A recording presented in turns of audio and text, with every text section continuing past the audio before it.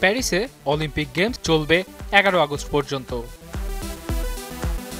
সোনা, রূপা ও ব্রোঞ্জ জয়ের লক্ষ্যে ক্রীড়াবিদরা নামবেন ব্যক্তিগত ও দলগত ইভেন্টে। এবারের অলিম্পিকের পদক তৈরির ভার দেওয়া হয়েছিল গহনা প্রস্তুতকারক সংস্থা LVMH এর শ্যামেটকে।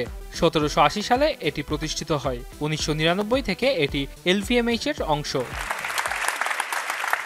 এবারের অলিম্পিক্সের প্রতিটি পদক গোলাকৃতি হবে না, তা হবে ষড়ভুজের। হেক্সাগন মেডেলের বন্দোবস্ত করা হচ্ছে ফ্রান্সের মানচিত্রের সঙ্গে সামঞ্জস্য রেখেই। ফরাসি ঐতিহ্যকে তুলে ধরার পাশাপাশি বড় চমক অবশ্যই পদকে আইফেল টাওয়ারের লোহার ব্যবহার।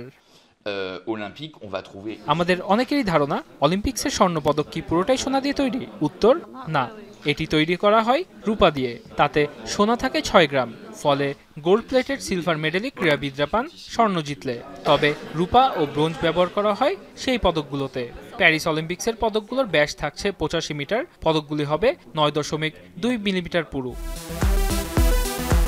স্বর্ণপদকের ওজন 529 গ্রাম, রূপা 525 গ্রাম ও ব্রোঞ্জের ওজন 455 গ্রাম। অলিম্পিক পদকের দুটি মজাদার ইতিহাসও রয়েছে। পুরো সোনা দিয়ে অলিম্পিক্সের স্বর্ণপদক শেষবার দেওয়া হয়েছিল 1912 সালের স্টকহোম গেমসে। তারপর থেকেই স্বর্ণপদক হচ্ছে গোল্ড প্লেটেড সিলভার মেডেল। 1896 সালের অলিম্পিক্সে যারা চ্যাম্পিয়ন হয়ে প্রথম পুরস্কার পেয়েছিলেন তাদের সোনার পদক দেওয়া হয়নি। তার কারণ তখন সোনার দাম রূপার চেয়ে কম ছিল, তাই রূপার পদকই পেয়েছিলেন প্রথম স্থান অধিকারীরা।